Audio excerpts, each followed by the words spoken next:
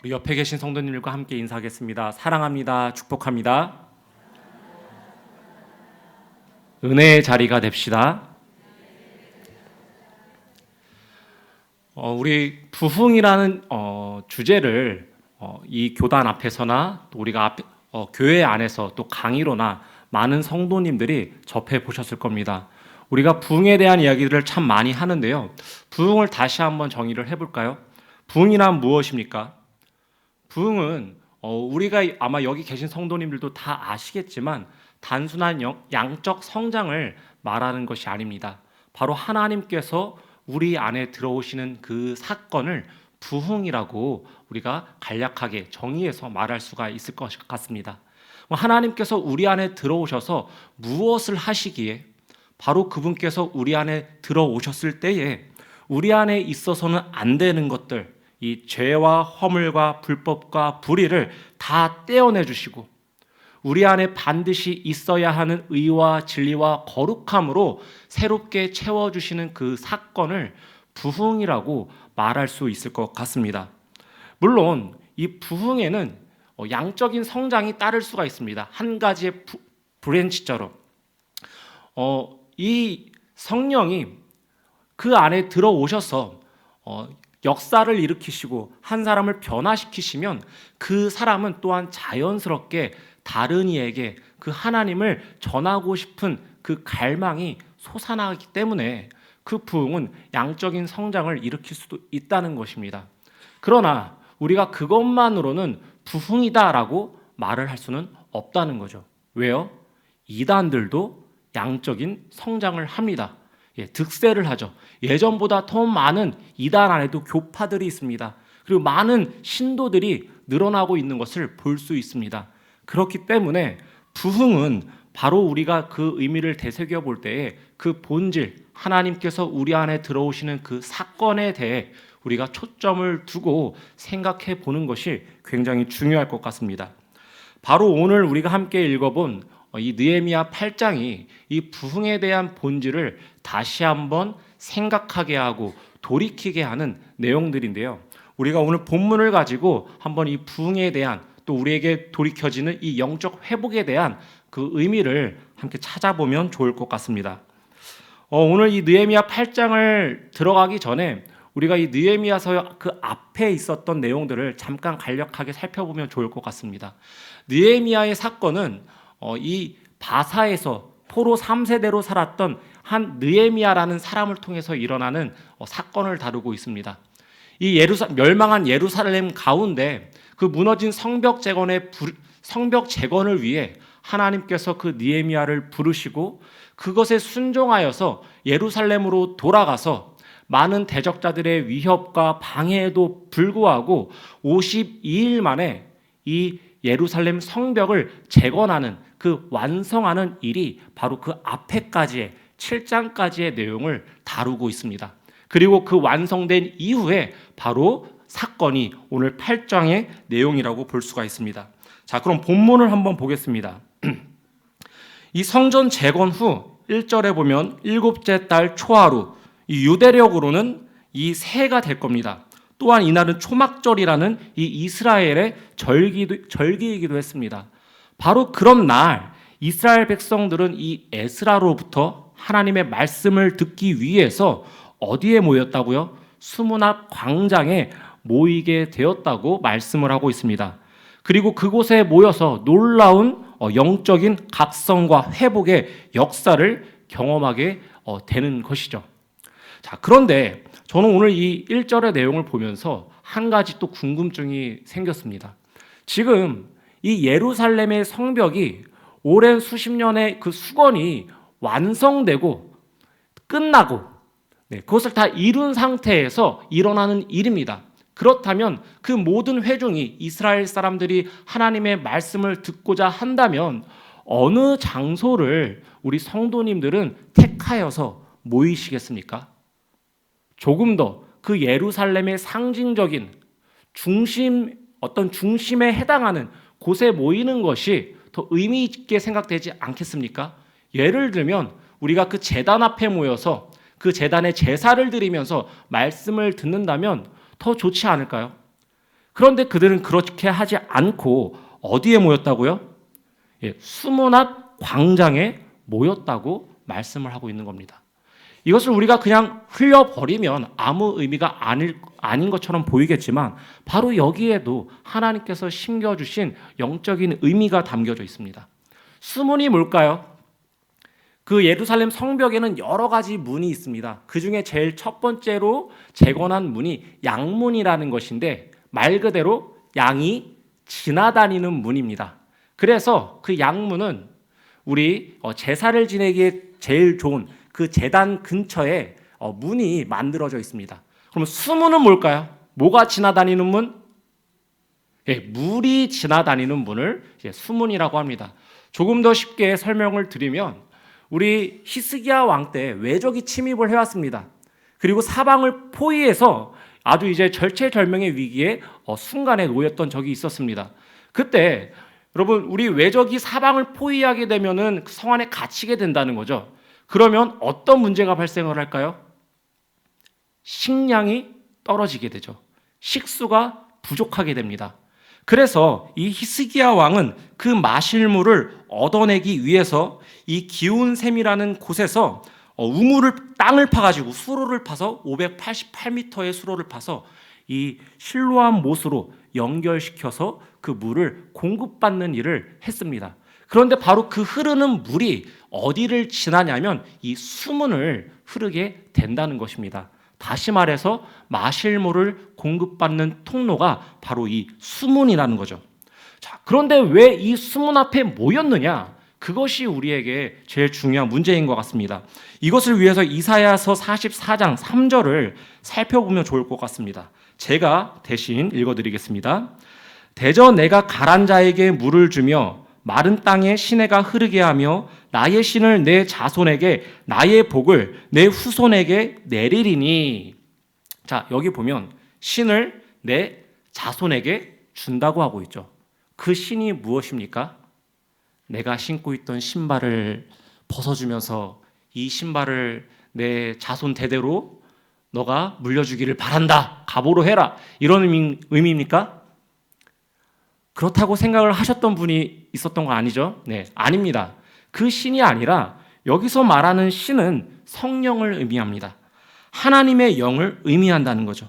성령을 내 자손에게 복으로 내려주겠다고 이야기를 하고 있는 겁니다.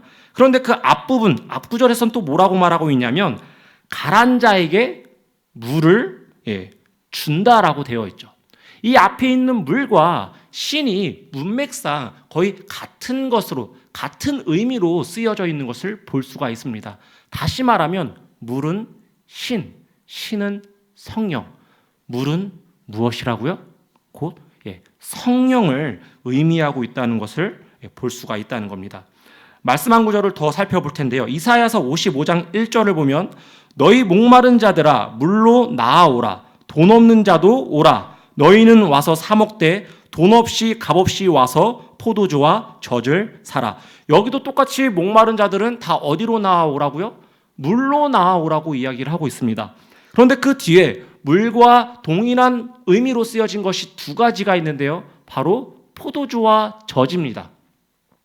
자, 이게 왜 중요하냐면 포도주와 젖은 성경에서는 굉장한 영적인 의미를 담고 있습니다. 그게 뭐냐면 포도주는 기쁨을 상징하는 그러한 영적인 의미가 있습니다. 그리고 젖은요, 배부름과 만족을 상징하는 의미를 담고 있다는 거죠. 그러니까 정리하면 이 물을 마시고 나면 우리 인생이 목마를 때에 참된 기쁨이 배에서 막 솟아나고 인생에서 한 번도 누릴 수 없었던 만족을 무엇을 통해서요? 이 물을 통해 누리게 된다는 것입니다. 그리고 이 물이 무엇이냐면 이사야는 그것이 바로 성령이라고 말씀을 하고 있다는 것입니다. 자, 그럼 다시 한번 우리가 본문으로 돌아와서 보겠습니다. 왜 사람들은 수문 앞 광장에 모였습니까?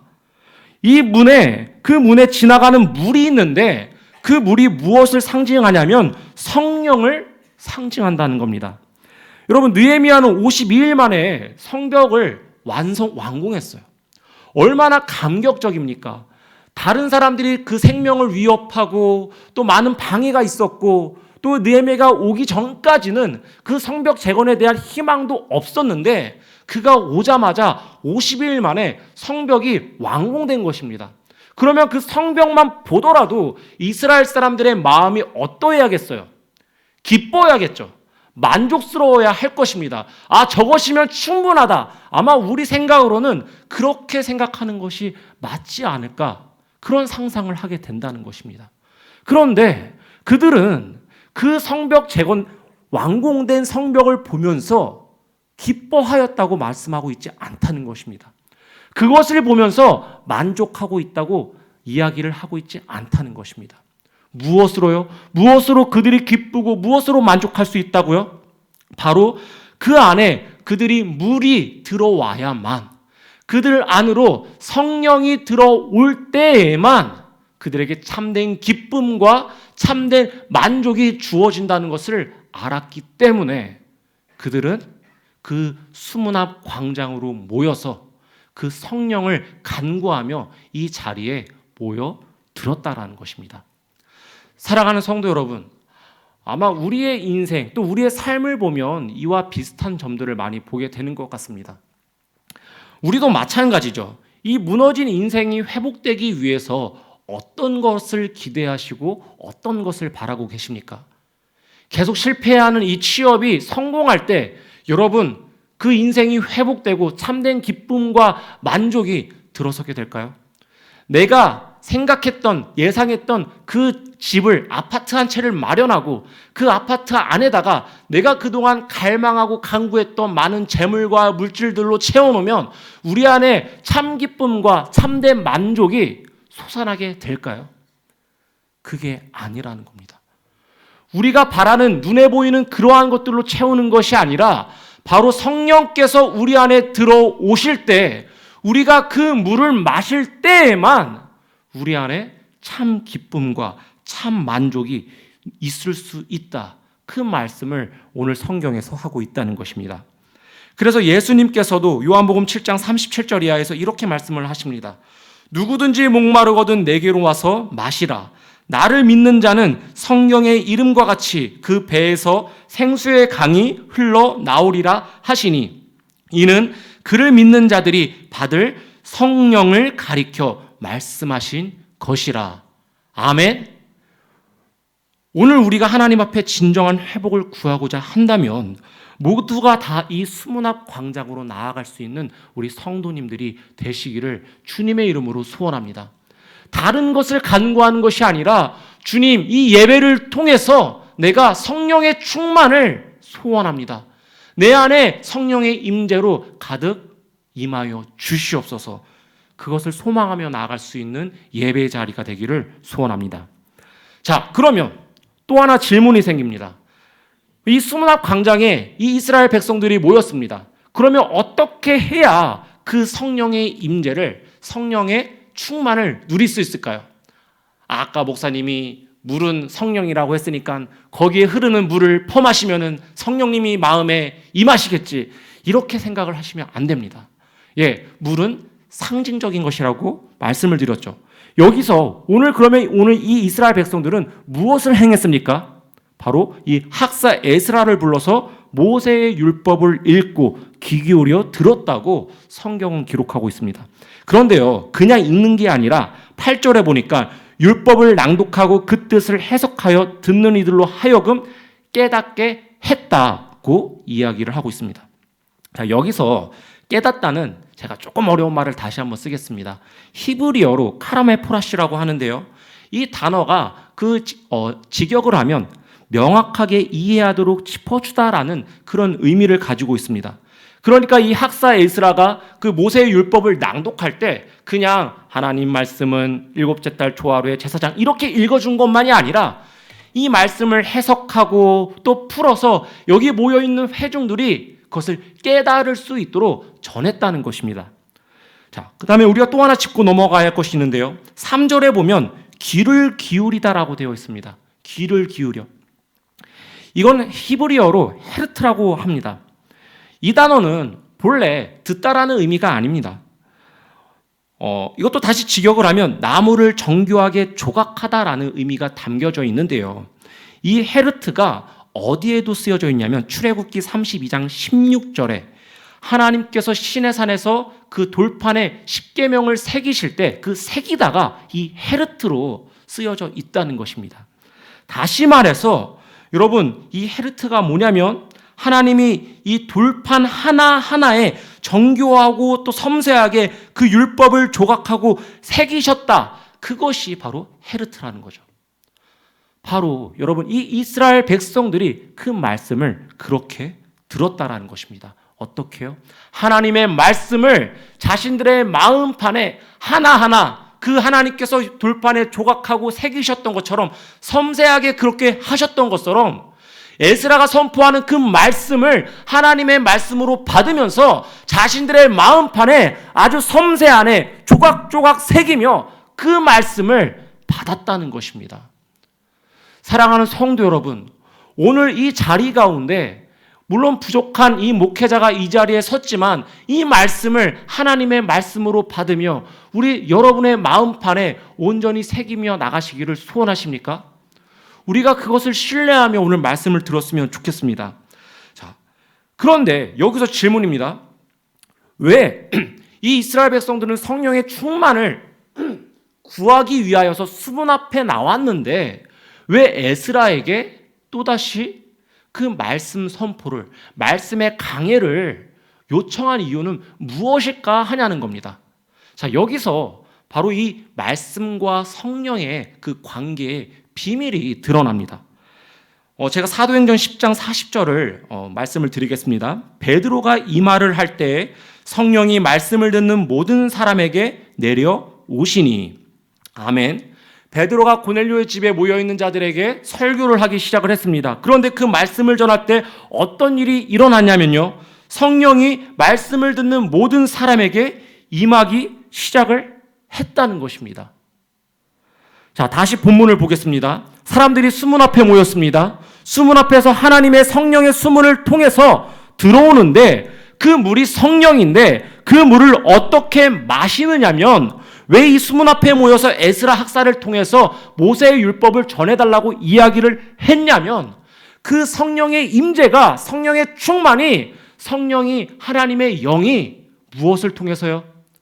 하나님의 말씀을 통해서 그의 마음으로, 그들의 마음으로 들어가기 때문에 하나님의 성령이 바로 말씀을 통하여서 우리 각자 한 사람 한 사람에게 들어가 영적인 각성과 회복과 부흥을 일으키시기 때문에 이 이스라엘 백성들은 그 수문 앞 광장에 나와 에스라 학사를 통해서 그 말씀의 선포와 그 말씀의 가르침을 요청을 했다는 것입니다.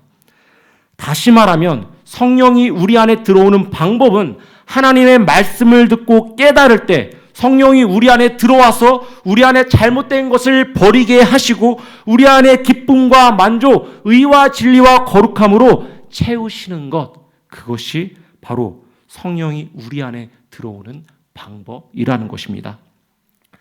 때문에서 우리 사랑하는 성도 여러분, 우리 신앙의 선배들은요, 우리 이 성도들을 가리켜서 무엇이라고 말을 했냐면 한 책의 사람들이라고 이야기를 했습니다.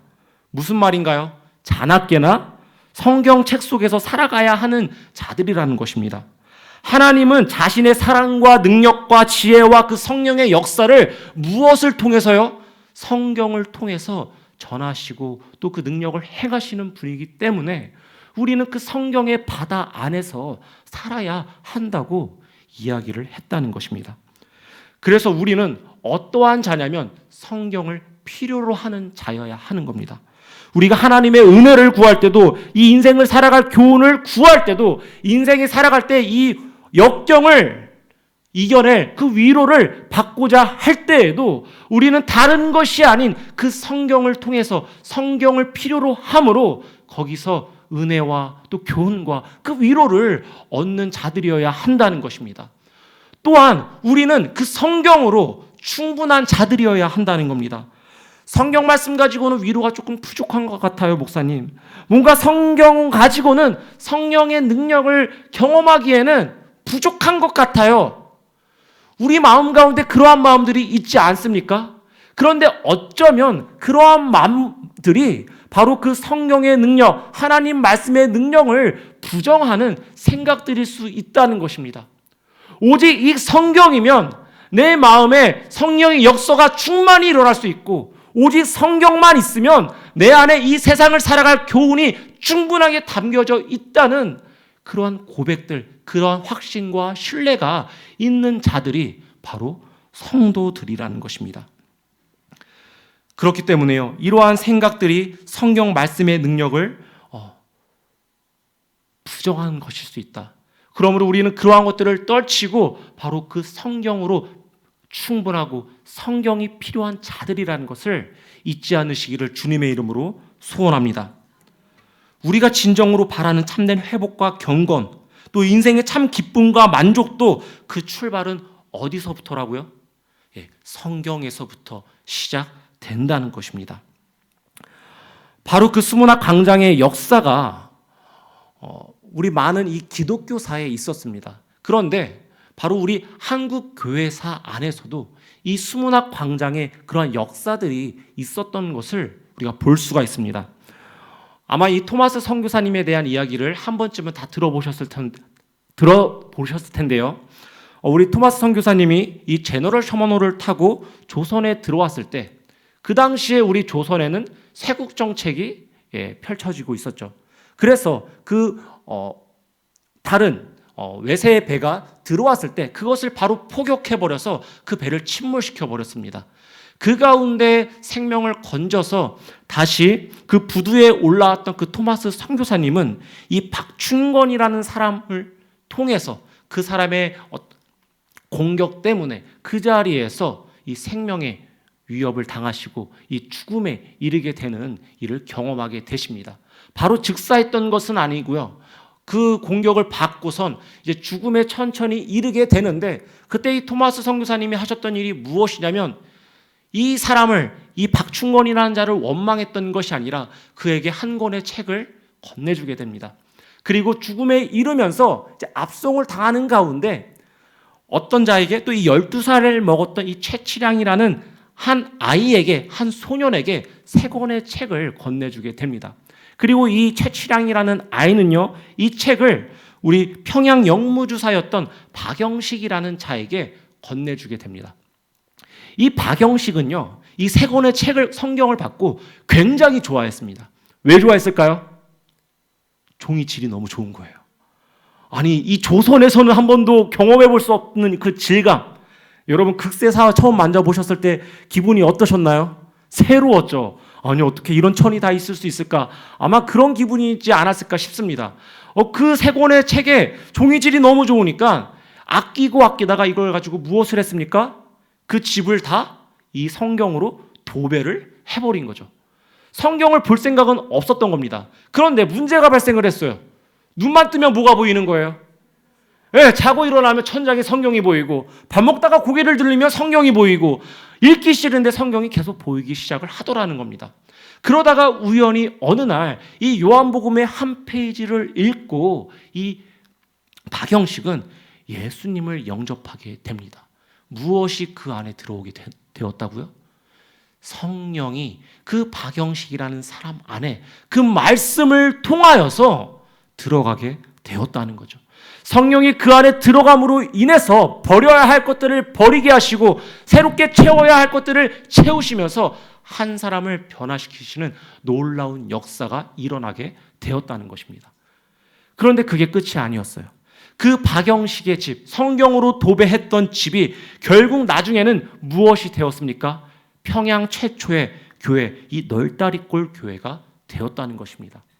그리고 그 최초의 교회는 나중에 더욱 성장하여서 평양, 이 1907년도 대부흥이 최초로 시작되었던 그 시발점, 그 발화점, 바로 그 장대현 교회의 모태가 된 것이 이 널다리 교회였다는 것입니다.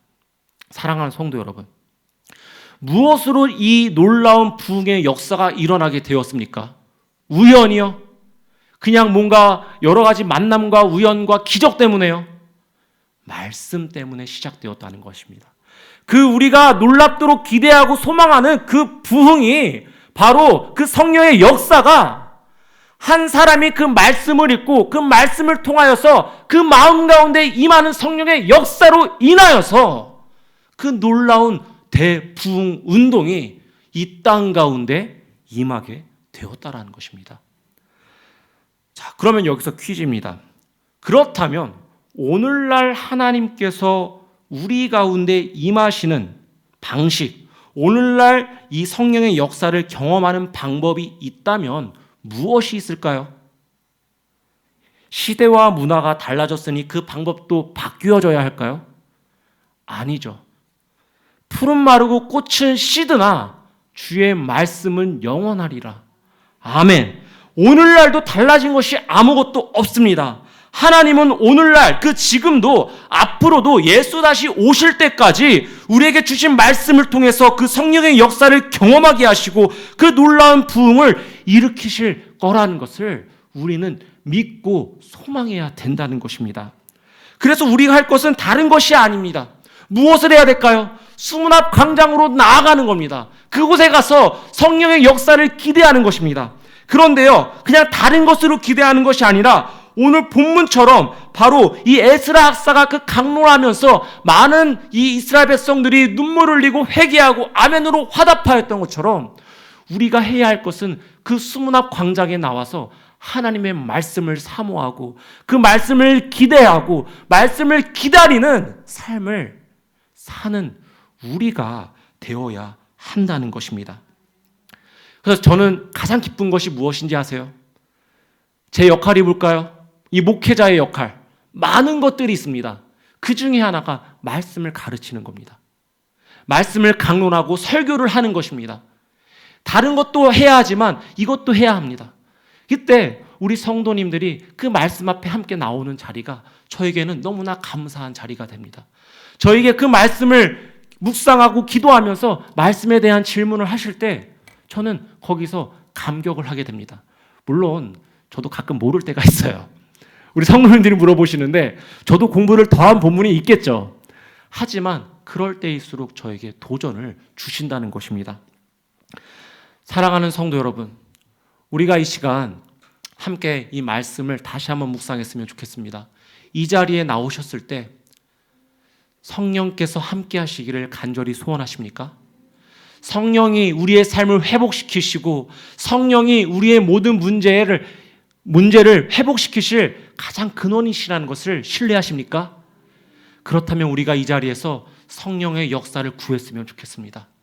그런데요, 다른 것이 아닌, 다른 방법이 아닌 오늘 우리에게 주신 그 말씀을 가지고요, 오늘 우리에게 주신 이 느헤미야의 본문을 가지고 하나님의 임재를 구하고 우리의 영적인 회복과 각성을 소망하며 나아갈 수 있는 오늘 이 예배의 자리가 되기를 주님의 이름으로 축원합니다.